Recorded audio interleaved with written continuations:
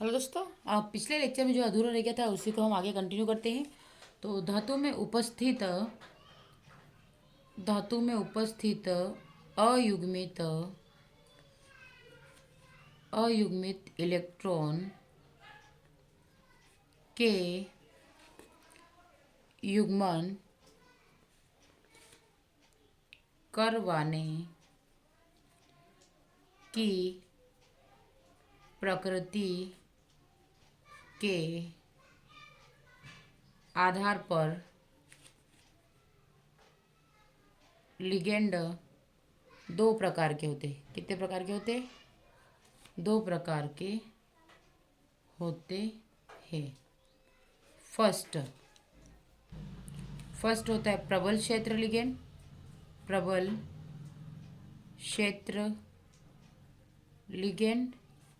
और दूसरा होता है दुर्बल क्षेत्र लिगेंड, जिसे हम फर्स्ट में क्या बोलते हैं? प्रबल क्षेत्र को बोलते हैं हम strong field ligand. Strong field ligand. और इसे बोलते हैं वीक फील्ड लिगेंड। क्लियर है यहाँ तक? अब इसमें कौन कौन सा होता है, कैसे होता है, इसको भी हम समझ लेते हैं।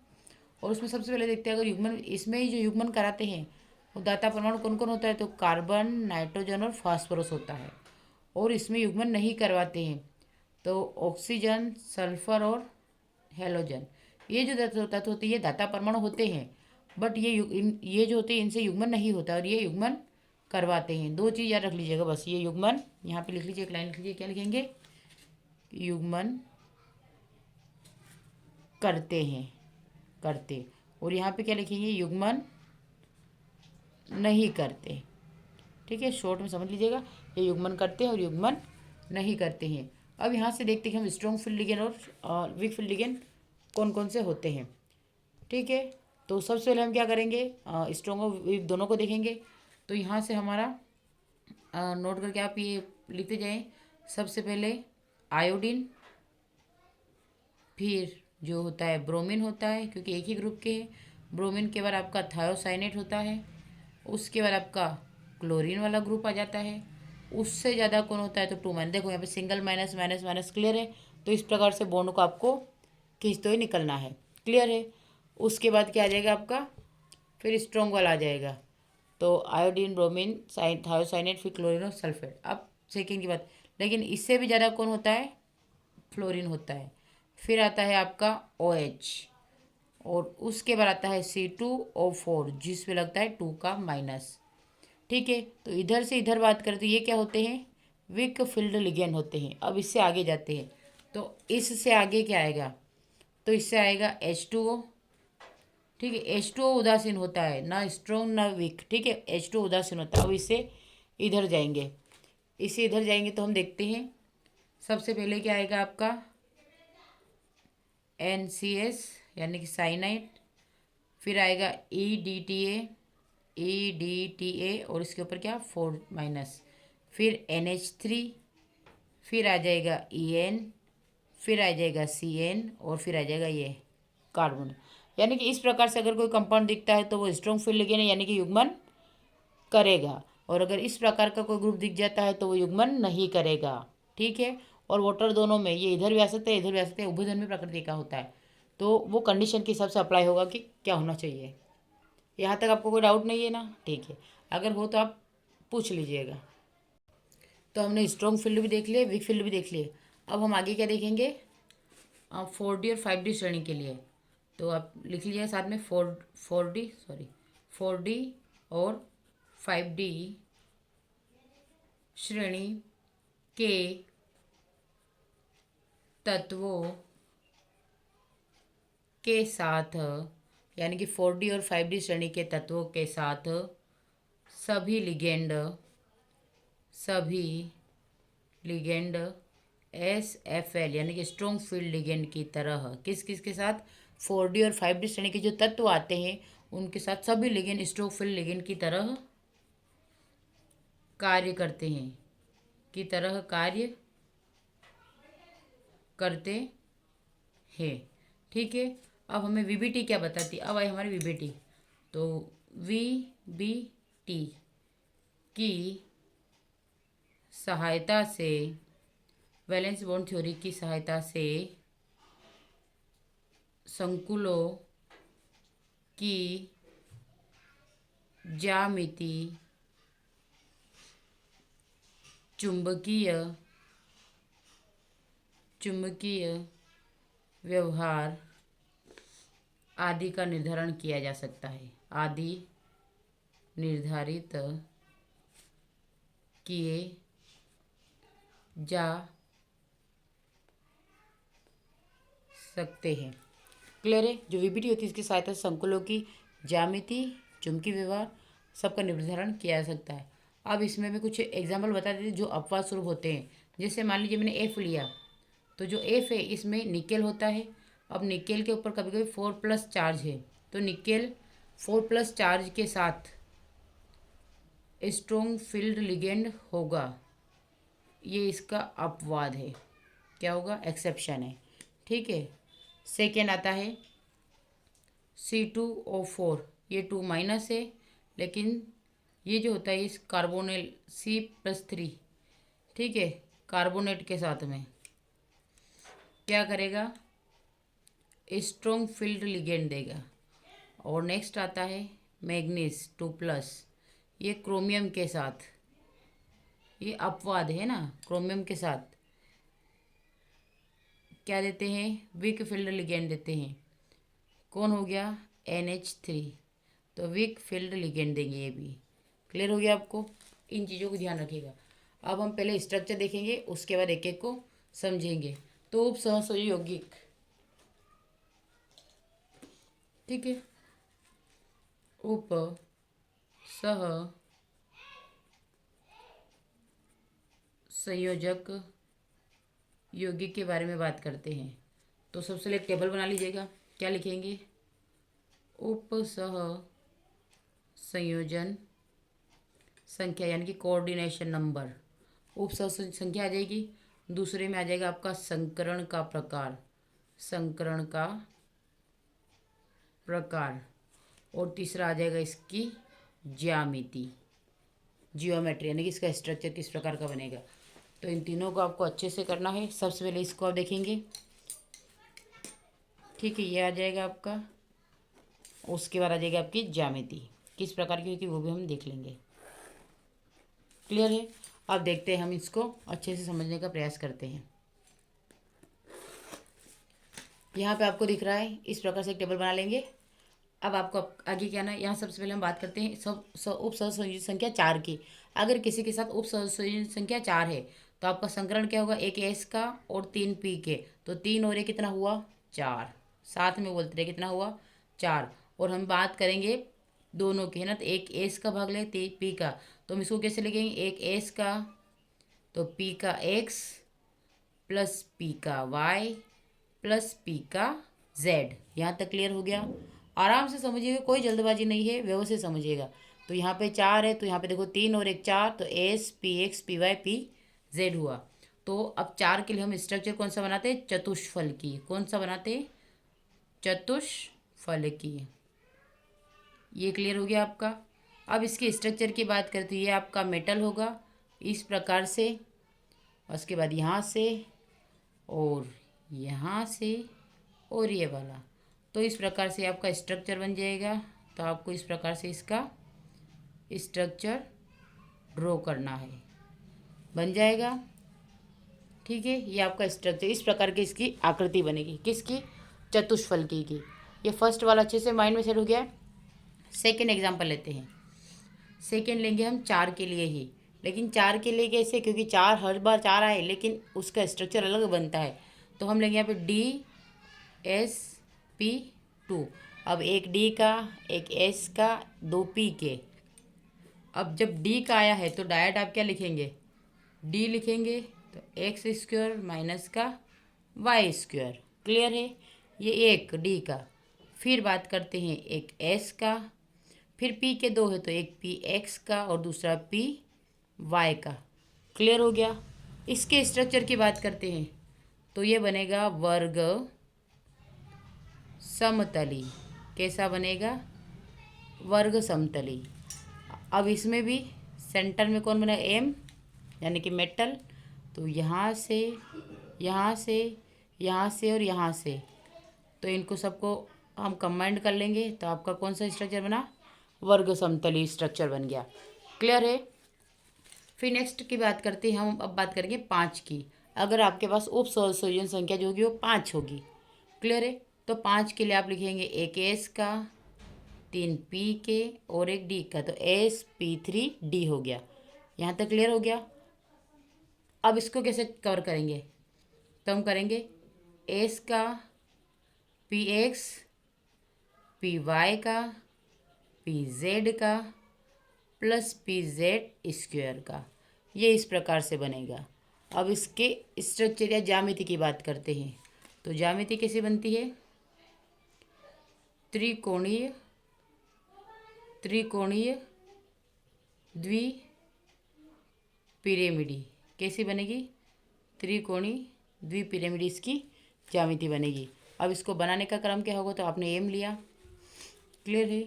यहाँ से आपका ये वाला, ये वाला, ये वाला, तो ये त्रिकोणी बन गया। तो आपको बनाना भी ऐसे ही, यहाँ से आपको 3 कोण निकाल देने हैं। ठीक है, ये आपका त्रिकोणी हो गया। अब उसमें क्या बोला वापस, द्विपिरामिडी, तो पहला और दूसरा ये द्विपिरामिडी, तो त्रिकोणी 3 कोण और ये द्विपिरामिडी। क्लियर हो गया। ठीक है। अब बात करते हैं नेक्स्ट की। अब कोऑर्डिनेशन नंबर कितना लेते हैं हम, 6 के लिए।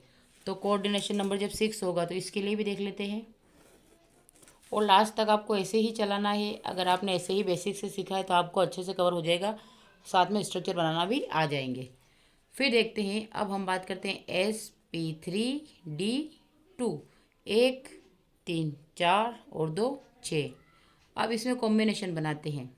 मान लीजिए यहाँ से एक S का लिया, प्लस यहाँ से P का X, P का Y, P का Z, plus PX² minus Y² plus का PZ²। क्लियर हो गया। अब यहाँ पे देखो 1 2 3 4 5 6। तो अब इसका स्ट्रक्चर कैसा बनेगा, अष्टफलकी बनेगा। कैसा बनेगा, अष्टफलकी बनेगा। और इसके लिए हम कैसा बनाएंगे, तो आपको डायरेक्टली मेटल को लेना है। क्लियर है। यहाँ से 1 2 3 4 5 6। अब यहाँ से हमने इसको इससे मिलाया, इसको इससे मिलाया, इसको इससे इसको मिलाया, ऐसे कि हमारा स्ट्रक्चर बन रहा है। बताइए, ये बना सकते हैं या फिर एक और तरीका है।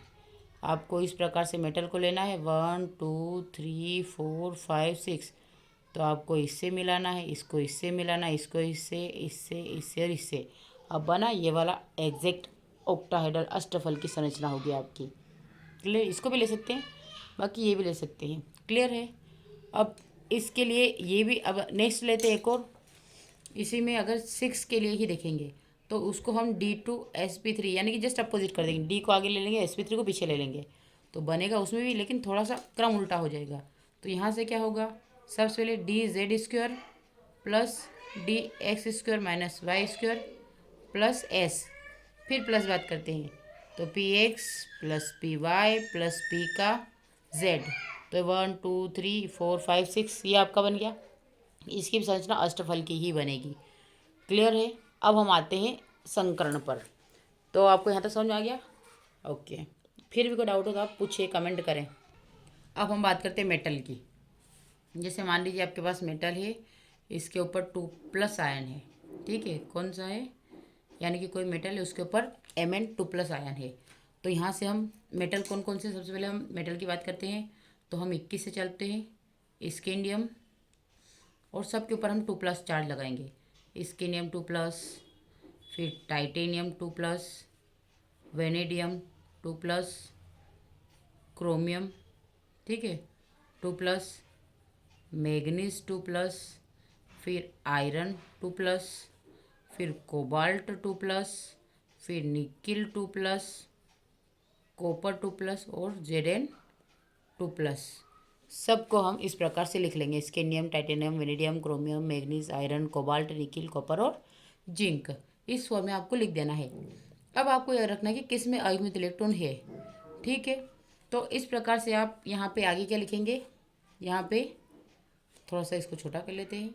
क्या लिखेंगे आप इसको, अयुग्मित इलेक्ट्रॉन, अयुग्मित इलेक्ट्रॉन। क्लियर है। तो यहाँ से आपका इसमें कितना होगा 1, इसमें होगा 2, इसमें होगा 3, इसमें 4, इसमें 5, इसमें 6, इसमें 7, इसमें 8, इसमें 9। ऐसा लिख सकते हैं? नहीं लिखेंगे, है ना। क्यों नहीं लिखेंगे? क्योंकि अगर मैंने बताया आप डायरेक्ट लिखेंगे 1 2 3 4 5 6, लेकिन यहाँ से आपका फिर चेंज होगा। अब इसमें क्योंकि ये इधर से कम है तो यहाँ पे 4 आएगा, फिर यहाँ पे 3 आएगा, यहाँ पे 2 आएगा, यहाँ पे 1 आएगा और इसका 0, क्योंकि जिंक जो होता है या अयुग्मित इलेक्ट्रॉन इसमें उपस्थित नहीं होते हैं। क्लियर, ये फुल फिल होता है। वैसे अगर इधर की बात करें तो ये हाफ फिल होता है। ठीक है। अब इलेक्ट्रॉन की डी इलेक्ट्रॉन की संख्या देखते हैं। डी इलेक्ट्रॉन की संख्या, तो यहाँ पे 1 होगा, यहाँ पे 2 होगा, यहाँ पे 3, यहाँ पे 4 5 6 7 8 9 और 10। क्योंकि डी इलेक्ट्रॉन यानी जो डी कक्षक होगा, आपके टोटल 5 कक्षक होते हैं, तो डी कक्षक 5 होते हैं, उसमें 10 इलेक्ट्रॉन पाए जाते हैं। तो बस स्केंडियम में 1 होगा, टाइटेनियम में 2 होगा, वेरिडियम में 3 है, 23 24 25 26 27 28 29 और 30। तो 30 वाला फुल फिल होगा। यहाँ तक क्लियर हो गया। बस आपको ऐसे लिखना है। तो अयुग्मित इलेक्ट्रॉन देखेंगे आप, इसमें इतने इतने हो गए और इलेक्ट्रॉन की संख्या इस प्रकार से देखेंगे। अब कैसे देखो, आपने 1 2 3 4 5 यानी 5 कक्षों में 5 को बोल लिया। तो यहाँ पे जब छठा वाला इसमें जाएगा तो 4 अयुग्मित, अब 7 वाला इसमें जाएगा तो 8 अयुग्मित, 3 अयुग्मित, फिर ये वाला इसमें गया तो ये 2, फिर एक और गया तो ये, और एक और गया तो ख़त्म। इसलिए इस प्रकार से आपको सेट करना है। ठीक है। इसको थोड़ा सा देख लेते है ना। इसको देखो, मान लो मैंने ये एक बॉक्स बनाया है, यहाँ से समझना 1 2 3 4 5, ये कौन सा है, डी कक्षक है। क्लियर है। अब इसमें मान लीजिए जैसे 21 की बात करें मैंने, यहाँ पे कितना बता रखा है, 1 बता रखा है यहाँ पे, है ना। तो हम यहाँ पे एक इलेक्ट्रॉन को डालें तो डी वाले में 1 गया, फिर इसमें 1 गया, इसमें 1 गया, 23, इसमें 4 और इसमें 5। तो देखो यहाँ तक तो 5 हो गए। तो हमारा एक क्रम चला कि इसमें 5 अयुग्मित इलेक्ट्रॉन है। हमने अयुग्मित इलेक्ट्रॉन की संख्या को देखा ना, यहाँ पे देखो ये अयुग्मित इलेक्ट्रॉन, तो इसमें 5 अयुग्मित इलेक्ट्रॉन हो गए। क्लियर है। अब वापस देखते हैं अब 4 कैसे हुए। तो हमने 26वां इसमें डाला, 26 इसमें डाला तो 4 अयुग्मित इलेक्ट्रॉन है, देखो 4 आ गया। फिर 27वां इसमें डाला तो 3 अयुग्मित इलेक्ट्रॉन हुए, 1 2 3। फिर 28वां इसमें डाला तो 2 29 30। फिर 29वां इसमें डाला 1 अयुग्मित इलेक्ट्रॉन ये वाला, और 30वां डाल दिया तो बताओ 0 अयुग्मित इलेक्ट्रॉन आ गया। ठीक है, बस यही सिखाना था आपको। तो इसने बोला कि डी इलेक्ट्रॉन की संख्या कितनी, तो 10 तक गए, इतने हमारे पास एक भी जीरो मतलब कुछ नहीं बचा है। यहाँ तक क्लियर हो गया। ठीक है। अब हम बात करते आगे। ठीक है, यहाँ से मैंने डायरेक्टली बॉक्स को भरना सिखा दिया है, कक्षों को भरना सिखा दिया है। अब हम बात क्या करेंगे, अब हम एग्जाम्पल लेते हैं।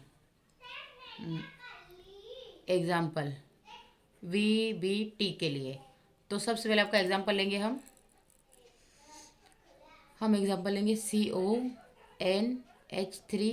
मैं खाली बच्चों को एक बोलने के लिए बोल देती, बाकी आपको इसका IUPAC से नाम वगैरह सब हमको साथ में नोट करके ही रखना है ताकि आप अच्छे से क्लियर कर पाए। अब इसको हम लिखते हैं, डायरेक्टली लिख सकते हैं। CO के ऊपर कितना चार्ज आएगा C, और इसके बाद लिगेंड कितने CH3। ठीक है, ये आपका हो गया इसमें। अब ये आंतरिक कक्षक बाह्य कक्षक पे कैसे बनता है इसको देखते हैं। तो मान लीजिए ये है, इसके अगर इलेक्ट्रॉनिक विन्यास की बात करूँ मैं 3+ कोबाल्ट है, इसका इलेक्ट्रॉनिक विन्यास की बात करूँ तो आपका आ जाएगा, और यहाँ से हम 4s2 3d। अभी इसकी बात नहीं कर रहे, हम सिर्फ कोबाल्ट की बात करते हैं। कोबाल्ट कितने पे आता है, 27 पे आता है, 3d 7। क्लियर हो गया। अब हम आए यहाँ तक, है ना, 3d 7 है। अब यहाँ से हमने 3 इलेक्ट्रॉन निकाल दिए, मान लीजिए कितने निकाल दिए, 3 इलेक्ट्रॉन निकाल दिए। तो एक देखो 3 तो यहाँ से, 2 तो यहाँ से चले गए माइनस हो गए, और एक यहाँ से माइनस हो गया। तो अगला वाला क्या बनेगा, यहाँ से 2 थे दोनों चले गए 0, और अगले वाले में यहाँ पे 7 था, 7 में से एक चला गया, 3d 6 बन गया। और किसका बन गया, तो CO3+ का, क्योंकि जहाँ पे प्लस लिखा उसमें से तो आगे वाले से माइनस कर दिया, तो 3 इलेक्ट्रॉन को मैंने इसमें से माइनस कर दिया। अब क्लियर है। अब इसका कॉम्प्लेक्स बनाते हैं, मतलब कक्षक बनाते हैं। तो 1 2 3 4 और 5 आपको इस प्रकार से इसको सेट करना है। फिर आप बनाते हैं 4s का, क्योंकि फिर 4s आता है, और फिर आता है 4p। क्लियर है। अब देखते हैं, अगर हम इसकी बात करते हैं तो देखो आपका 4s में तो जीरो इसलिए पीछे चला गया, फिर 4p। अब यहाँ से बात करते हैं, इसमें कितने आ रहे हैं, 6 आ रहे हैं। तो 1 2 3 4 5, और यहाँ से एक और 6। अब यहाँ पे अयुग्मित इलेक्ट्रॉन गिनो कितने हो रहे हैं, कितने अयुग्मित इलेक्ट्रॉन है, तो 4 है। तो इसे बोलेंगे 3d 6 4s 0 4p 0। क्लियर हो गया यहाँ तक। अब हम बात करते हैं आगे। तो यहाँ से जब हम इलेक्ट्रॉन डालेंगे 6NH3, यहाँ से स्ट्रॉन्ग फील्ड लिगेंड, क्योंकि जब NH3 होता है, जो NH3 होता है ये क्या होता है आपका, स्ट्रॉन्ग फील्ड होता है, वीक फील्ड होता है, स्ट्रॉन्ग फील्ड लिगेंड होता है। तो स्ट्रॉन्ग फील्ड लिगेंड क्या होता है, स्प्लिटिंग करेगा।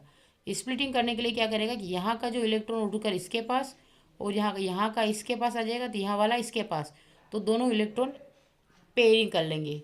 जब आपस में पेयरिंग करते हैं तो मान लीजिए एक नया कक्षक बन जाएगा 1 2 3 4 और 5।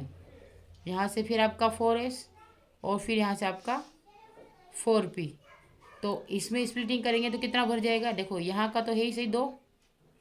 अब इसकी बात करते तो ये वाला जब यहाँ आ जाएगा तो ये वाला कंप्लीट, और ये वाला इसके साथ, तो ये वाला कंप्लीट। अब बॉक्स कितने खाली हो गए, तो 1 2 3 4 5 6। अब 6 बॉक्स आपके खाली हो गए। तो 6 के साथ में मान लीजिए एक NH3 मैंने यहाँ पे ऐड कर दिया, एक NH3 अब मैंने यहाँ पे ऐड कर दिया, एक NH3 मैंने यहाँ पे ऐड कर दिया, एक यहाँ पर ऐड कर दिया, एक यहाँ पर ऐड कर दिया, और एक यहाँ पे ऐड कर दिया। तो 1 2 3 4 5 6, यानी कि कितने हो गए, 6 हो गए। तो 6 के लिए हम क्या लगाते हैं, तो सबसे पहले हम डी वाले देखिए, डी में कितने बॉक्स है, 2, तो D2 एक एस का और पी के 3, तो D2sp3 संकरण होता है। क्या हो जाएगा इसका संकरण, क्या होगा, D2sp3 संकरण होगा। और ये जो कक्षक है वो क्या कहलाएगा, संकरित कक्षक कहलाएंगे, संकरित कक्षक कहलाएंगे। कौन से संकरित कक्षक, D2sp3 कहलाएंगे। ठीक है। इसमें अब कुछ पॉइंट नोट कर लेते हैं। जैसे मान लीजिए पहला है तो D2sp3 या अष्टफलकीय, D2sp3 और कैसा बनेगा, तो अष्टफलकीय बनेगा। उसके बाद इसके कक्षक की बात करते, देखो अंदर डी बना है तो ये आंतरिक कक्षक होगा। क्या होगा, आंतरिक कक्षक होगा। तो हम क्या लिखेंगे, आंतरिक कक्षक, आंतरिक कक्षक संकुल बनेगा। और आंतरिक कक्षक संकुल क्या प्रदर्शित करता है, तो निम्न प्रचक्रण संकुल बनाता है, निम्न प्रचक्रण संकुल बनाता है। इसमें ये जो होता है, क्योंकि इसमें एक भी अयुग्मित इलेक्ट्रॉन नहीं है, तो जब अयुग्मित इलेक्ट्रॉन नहीं है तो क्या होगा, प्रतिचुंबकीय होगा। क्या होगा, प्रतिचुंबकीय होगा। और इसका जो रंग, क्योंकि अयुग्मित इलेक्ट्रॉन होते हैं तो रंगीन होता, अनुचुंबकीय होता तो रंगीन होता, लेकिन ये तो प्रतिचुंबकीय है, तो प्रतिचुंबकीय जब भी नाम आए ये रंगहीन होगा। कैसा होगा, रंगहीन होगा। आई होप आपको एक एग्जाम्पल से अच्छे से क्लियर हो गया होगा। इसके साथ ही मैं एक दो एग्जाम्पल और करा देती हूँ ताकि आपका कंप्लीटली अच्छे से बेसिक से कवर हो जाए, तो इसके आगे आपको कोई डाउट ना रहे। तो आप अगर अच्छा लगता है तो चैनल को लाइक करें, शेयर करें, सब्सक्राइब जरूर करें, क्योंकि आपका एक सब्सक्राइब बहुत कुछ बदल सकता है। ठीक है। अब हम बात करते हैं नेक्स्ट एग्जाम्पल की। सेकेंड एग्जाम्पल लेते हैं, मैंने फर्स्ट एग्जाम्पल लिया था, अब सेकेंड एग्जाम्पल लेते हैं। तो सेकेंड एग्जाम्पल क्या है आपका, इसको देख लेते हैं। मान लीजिए हमने लिया है COF6, और मैंने पहले ही बताया था, इसको देख के पता चल रहा है कि ये कौन सा होगा, स्ट्रॉन्ग होगा, वीक होगा, वीक होगा। क्लियर है। अब यहाँ से हमने क्या लिया, कोबाल्ट को लिया, CO। अब इसके ऊपर भी कितना है, 3+ चार्ज, क्योंकि इसकी ऑक्सीजन संख्या निकालना हमें आना चाहिए। सबसे पहले आप ऑक्सीजन संख्या निकालिए। मानिए C है तो आपको कोबाल्ट के लिए हम X मान लें, क्योंकि हमें कोबाल्ट की निकालना है, X। अब यहाँ पे ये कितना है, 6 है, और जो फ्लोरीन होता है ये कितना देता है, -1 देता है, और इधर ये बराबर की इधर कितना लगेगा, प्रत्यायन -3। तो अब X -6 इज इक्वल टू -3, तो X -3 और ये उधर गया तो +6। तो जब ये X is equal to minus का 3 प्लस के 6 से जाएगा तो प्लस का 3 बनेगा। तो कोबाल्ट की ऑक्सीजन संख्या कितनी आ गई? प्लस का 3, इसलिए हम CO के ऊपर 3 प्लस लगा रहे हैं। यहाँ तक क्लियर हो गया। अब मैं इसको दोनों को बताऊंगी ताकि आपको अच्छे से क्लियर हो जाए। मान लीजिए मैंने कोबाल्ट का इलेक्ट्रॉनिक विन्यास किया जो कि 27 नंबर पर आता है, तो इसको मैं लिखूंगी 4s2 3d7। यहाँ तक क्लियर हो गया। लेकिन मेरे को अगर CO3 प्लस का निकालना है तो यहाँ से 4s0 और 3d6 हो जाएगा, क्योंकि 3 इलेक्ट्रॉन मैंने निकाल दिए। समझ आ गया ना? तो देखो 2 यहाँ से 1 यहाँ से गए, तो यहाँ पे 1 गया तो 6 और यहाँ से 2 गए तो 0। ये पुराना वाला ही करा है। अब हम बॉक्स भरने का क्रम चालू करते हैं। अब 0 है इसलिए पीछे चला जाएगा। कहाँ चला जाएगा? पीछे चला जाएगा। तो सबसे पहले हम डी वाला बॉक्स लेंगे, हमेशा डी वाला ही लेंगे। तो डी वाले में कितने कक्षक रहते हैं? 5 रहते हैं। उसके रहता है आपका 4s और फिर कितना आ जाएगा? 4p। यहाँ तक क्लियर है? अब हम भरते हैं। तो भरने के लिए हमारे पास कितने से है? तो 1 2 3 4 5 और क्या आ जाएगा? 6 आ जाएगा। क्लियर है? अब ये आ गया आपका 3d, ये आ गया 4s, ये आ गया 4p। ठीक है, तो इस प्रकार से आप लिख सकते हैं। अब यहाँ से हम बात करते हैं किस प्रकार से जाएगा। तो ये 6 जो है ये 6 फ्लोरीन है। तो ये दिखाते क्या है? वीक फील्ड लिगेंड है, यानी कि दुर्बल क्षेत्र लिगेंड है। क्या है? तो ये युग्मन करवाएंगे? नहीं करवाएंगे। तो मैंने यही पहले ही बोला था कि जहाँ पे WFL लिखी ये क्या करेगा? युग्मन नहीं करवाएगा। स्पेशल यहाँ पे फिर लिख लीजिए, युग्मन नहीं करवाएगा। एक और लाइन लिख लीजिए, क्योंकि यह WFL यानी कि वीक फील्ड लिगेंड है, इसलिए। क्लियर है? क्योंकि यह युग्मन नहीं करवाएगा, क्योंकि यह वीक फील्ड लिगेंड है। अब यहाँ से हम कॉम्बिनेशन बनाते हैं। मैं पूरा ही आपको स्ट्रक्चर बना रही हूँ, दिखा रही हूँ, आप समझते जाए। ठीक है, यहाँ पे आपने ये बॉक्स बनाया, जैसे 1 2 3 4 और 5 का एक कक्षक बनाया है। यहाँ से आपने इसको इस प्रकार से भरा है। फिर आपका अगला क्या है? तो 1 2 3 ही आएगा ना, क्योंकि 3 है। अब यहाँ पे हम बात करते हैं हमारे पास कितना, क्योंकि स्प्लिटिंग करा ही नहीं पाएगा। अब यहाँ से हमारे 3 कक्षक बन गए।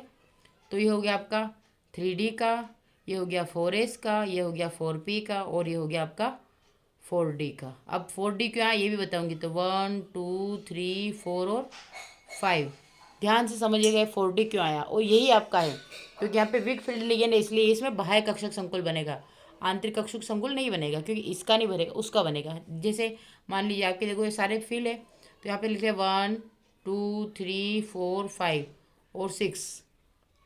इलेक्ट्रॉन भरने का क्रम यही रखें आप, है ना? यहाँ पे 0। अब यहाँ पे हम बात करते हैं तो 4s 4p रही है। तो यहाँ से हम जब युग्मन करवाएंगे, मतलब इसका युग्मन तो होगा ही नहीं, तो हम यहाँ पे अगर मान लो आपके पास ये था F, तो आपने एक F यहाँ पे लगाया, दूसरा F यहाँ पे लगाया, तीसरा F यहाँ पे लगाया, चौथा फ्लोरीन यहाँ पे लगाया। अब आपके पास कितने बच गए? 6 में से 4 आपने लगाए, क्योंकि यहाँ तो है नहीं, यहाँ तो लग ही नहीं सकते। तो 2 यहाँ पे आएंगे, तो एक F यहाँ पे आया और एक F यहाँ पे आया। अब देखो ये इसके साथ साथ में यहाँ से होते हुए कहाँ चला गया है? बाहर चला गया ना। तो 1 2 3 4 5 6 तो बाहर चला गया, इसलिए इसमें भी sp3d है, 2 है। लेकिन कैसे हुआ? तो यहाँ पे भी संकरण हुआ। कौन सा? तो देखो यहाँ से एक एस का भाग लिया, एक एस लिखा, यहाँ से पी के 3 आए, तो पी के 3 और डी के 2 है, इसलिए D2। अब बताओ, ये बाहर वाले कक्षक में इलेक्ट्रॉन गए, इसलिए बाह्य कक्षक संकुल बनेगा। क्या बनेगा? बाह्य कक्षक संकुल। अब कैसे बन रहा है इसके लिए एक नोट करके लिख लीजिए। ठीक है, यहाँ पे नोट करके लिख लीजिएगा कि जब sp3d2 होता है तो ये कैसा आकृति देता है? अष्टफल की आकृति देता है। कौन सी देता है? ऑक्टाहेड्रल, यानी कि अष्टफल की इसकी आकृति होती है। और कक्षक कौन सा बनता है? तो बाह्य कक्षक संकुल बनता है। कौन सा बनता है? तो बाह्य कक्षक संकुल बनता है, जो कि उच्च प्रचक्रण देता है। क्या देता है? उच्च प्रचक्रण संकुल बनाता है। क्लियर है? उच्च प्रचक्रण संकुल बनाता है। और ये कैसा होता है? क्योंकि इसमें देखो कितने 1 2 3 4 अयुग्मित इलेक्ट्रॉन है, इसलिए अनुचुंबकीय होगा। कैसा होगा?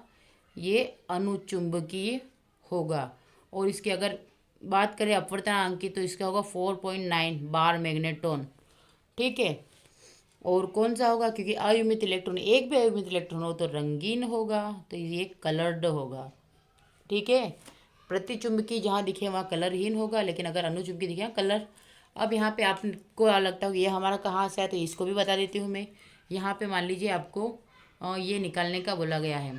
ठीक है, ध्रुवीय आघूर्ण बोलते हैं उसको, घूमने जो प्रचक्रण जो होता है ध्रुवीय आघूर्ण। तो इसके लिए हमारा फॉर्मूला होता है N+2 बार मैग्नेटोन, इसे लिखते हैं। तो यहाँ तक क्लियर है। अब हम फॉर्मूले वैल्यू रखेंगे। मान लीजिए आपके पास अयुग्मित इलेक्ट्रॉन कितने, 1 2 3 4, 4 अयुग्मित इलेक्ट्रॉन है, तो एन की वैल्यू क्या आ जाएगी, 4 आ जाएगी। जितने अयुग्मित इलेक्ट्रॉन उतने एन की वैल्यू।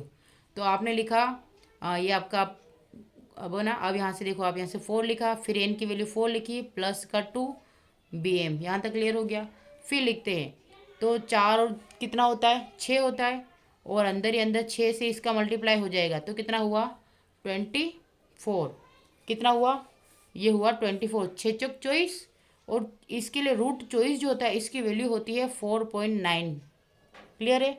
तो 4.9 √24 की होती है, इसलिए इसका आंसर क्या आ गया, 4.9 बार मैग्नेटोन। क्लियर हो गया यहाँ तक। मेरे हिसाब से इतने के बाद तो आपको शायद ही कोई डाउट बचा होगा।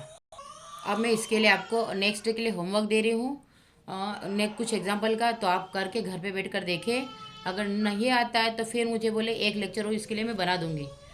ठीक है, फर्स्ट है NiCl4 2-, फिर आएगा NiCN4 2-, फिर थर्ड के लिए आएगा, थर्ड एग्जाम्पल है CrCN6। ठीक है, उसके बाद 4 एग्जाम्पल लेंगे आप, COCN4 Cl2+, और 5 एग्जाम्पल है आपका, 5वां एग्जाम्पल लिख लीजिए MnH2O4 CN2। क्लियर है। ये 5 एग्जाम्पल आप खुद से करने का प्रयास करें। अगर नहीं आता है तो आप कमेंट करें, ताकि, और साथ में इनको सोल्व करके भी रखने का प्रयास करें, ताकि मैं आपको और अच्छे से बेसिक से सिखा पाऊँ। और जो भी डाउट हो आप क्वेश्चन ज़रूर करें, और जहाँ तक हो सब्सक्राइब अधिक से अधिक करें, शेयर करें। Thank you for watching.